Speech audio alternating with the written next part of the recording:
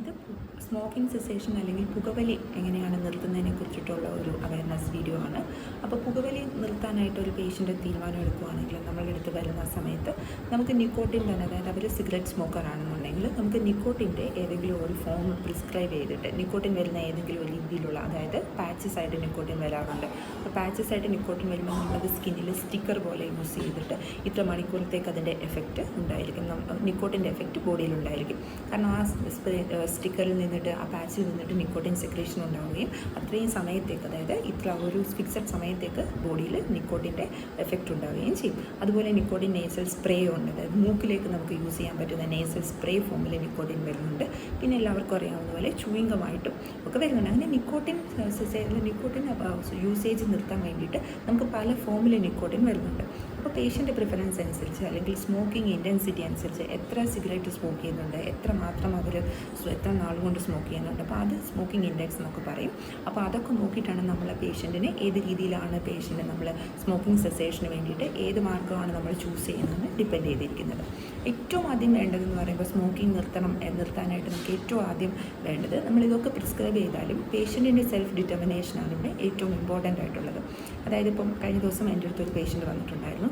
അപ്പം ആ patient already 20 cigarettes per day, അതായത് ഒരു ദിവസം തന്നെ 20 സിഗരറ്റ് യൂസ് ചെയ്യുന്ന ഒരാളാണ്. 40 വയസ്സേ ഉള്ളൂ പേഷ്യൻറ്റിന്.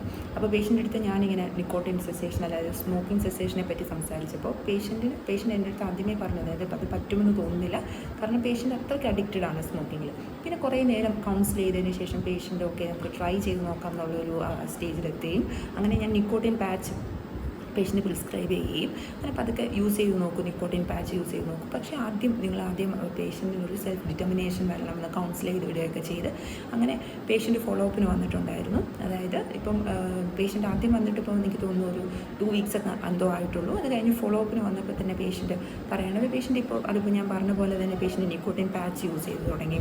നിക്കോട്ടിൻ പാച്ച് യൂസ് ചെയ്ത് തുടങ്ങിയിട്ട് പേഷ്യൻ്റ് അങ്ങനെ നല്ല ഇമ്പ്രൂവ്മെൻറ്റ് വന്നിട്ടുണ്ട്. കാരണം ഈ 20 സിഗരറ്റ്സ് എന്നുള്ളത് പേഷ്യൻ്റ് ഇപ്പോൾ 10 സിഗരറ്റ്സ് പെർ ഡേ ആക്കിയിട്ടുണ്ട്. അപ്പോൾ പതുക്കെ പേഷ്യൻ്റ് ആ ഒരു നമ്പർ കുറച്ച് കൊണ്ടുവരാനായിട്ട് പറ്റുന്നുണ്ട്. പക്ഷേ ഇത് നിക്കോട്ടിൻ പാച്ച് വെച്ചത് കൊണ്ടല്ല പേഷ്യൻ്റ് അങ്ങനെ പെട്ടെന്ന് സ്മോക്കിംഗ്, അതായത് നമ്പർ കുറച്ച് കൊണ്ടുവരാൻ പറ്റിയത്. പേഷ്യൻ്റിന് ഒരു സെൽഫ് ഡിറ്റർമിനേഷൻ വന്നു, അതായത് നമ്മൾ മോട്ടിവേറ്റ് ചെയ്യുന്ന പോലെ ഇരിക്കും. അതായത് നമ്മൾ ഡോക്ടർ എന്നുള്ള രീതിയിൽ നമ്മൾ മോട്ടിവേറ്റ് ചെയ്യണം, അതായത് ഫാമിലി സപ്പോർട്ട് വേണം.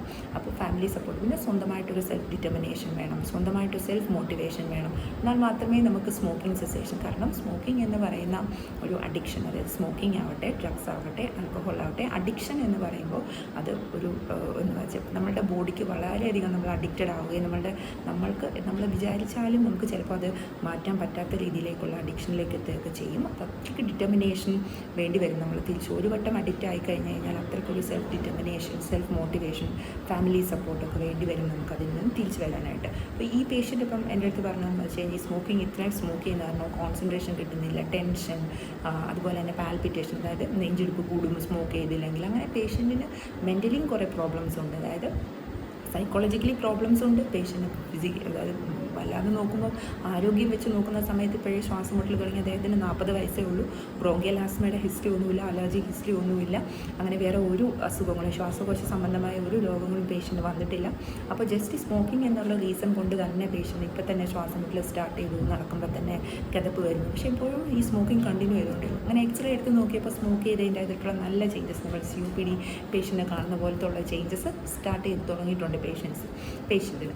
അപ്പോൾ ഈ സ്മോക്ക് ചെയ്തിരിക്കുന്ന ഈ വീഡിയോ കാണുന്ന പേഷ്യൻസ്, ഇപ്പോൾ സ്മോക്ക് ചെയ്യുന്ന ആളുകൾ, സ്മോക്കിംഗ് നിർത്താനായിട്ട് അവർ അങ്ങനെ തീരുമാനിച്ചിരിക്കുന്ന ആളുകളാണെങ്കിൽ നിങ്ങളൊരു പൾമണോളജിസ്റ്റിനെ കാണുകയും നിങ്ങളുടെ കൗൺസിലിംഗ്, അതായത് പൾമണോളജിസ്റ്റ് നിങ്ങളെ കൗൺസിൽ ചെയ്യുകയും അപ്പോൾ നിങ്ങൾക്ക് ആവശ്യമുള്ള, അതായത് നിക്കോട്ടിൻ്റെ ഏത് ഫോം വെച്ചിട്ടാണ് നിങ്ങളുടെ സ്മോക്കിംഗ് സെസേഷൻ കൊണ്ടുവരേണ്ടത്, അതായത് സ്മോക്കിംഗ് സ്റ്റോപ്പ് ചെയ്യേണ്ടത് എന്നുള്ളത് അവർ പറഞ്ഞു തരികയും അതിനനുസരിച്ച്, അതായത് ഡോക്ടർ നിർദ്ദേശം അനുസരിച്ച് നിങ്ങൾ ആ ഡോക്ടർ പറയുന്ന പോലെ കൃത്യമായിട്ട് നിങ്ങൾ സെൽഫ് ഡിറ്റർമിനേഷനോടെ പോവുകയാണെങ്കിൽ നിങ്ങൾക്ക് തീർച്ചയായിട്ടും സ്മോക്കിംഗ് സ്റ്റോപ്പ് ചെയ്യാനായിട്ട് സാധിക്കും.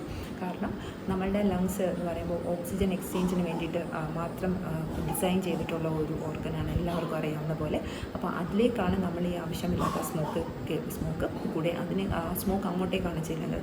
അപ്പോൾ അതിൻ്റെ നോർമൽ സ്വാഭാവികമായിട്ടുള്ള പ്രവർത്തനം നടക്കാതിരിക്കുകയും അതിന് പത്തോളജിക്കൽ ചേഞ്ചസ്, അതായത് അതിന് ഈ സ്മോക്ക് നിക്കോട്ടിൻ അല്ലെങ്കിൽ ഏത് സ്മോക്കായാലും ഉണ്ടായിരിക്കുന്ന ചേഞ്ചസ് വരികയും ഒക്കെ ചെയ്യും. എപ്പോഴും അത് ക്യാൻസർ ആവണം എന്നില്ല. COPD പോലുള്ള അസുഖങ്ങൾ, COPD ക്യാൻസർ പോലെ അസുഖം ആയില്ലെങ്കിലും COPD അത്ര തന്നെ സീരിയസ് ആയിട്ടുള്ള ഒരു അസുഖം തന്നെയാണ് COPD വരെ ഉണ്ടാവുക എന്നുള്ളത്. അപ്പോൾ സ്മോക്ക് ചെയ്ത ആളുകൾ എത്രയും പെട്ടെന്ന് ഒരു പൾമണോളജിസ്റ്റിനെ കണ്ടിട്ട് നിങ്ങളതിൻ്റെ കൗൺസിലിംഗ് എടുത്തിട്ട് നിങ്ങൾ അതായത് നിക്കോട്ടിൻ പാച്ച് അല്ലെങ്കിൽ നിക്കോട്ടിൻ സ്പ്രേ, നിക്കോട്ടിൻ ഗം അങ്ങനെ എന്തെങ്കിലും യൂസ് ചെയ്തിട്ട് നിങ്ങൾ സ്മോക്കിംഗ് സ്റ്റോപ്പ് ചെയ്യാനായിട്ട് ട്രൈ ചെയ്യേണ്ടതാണ്.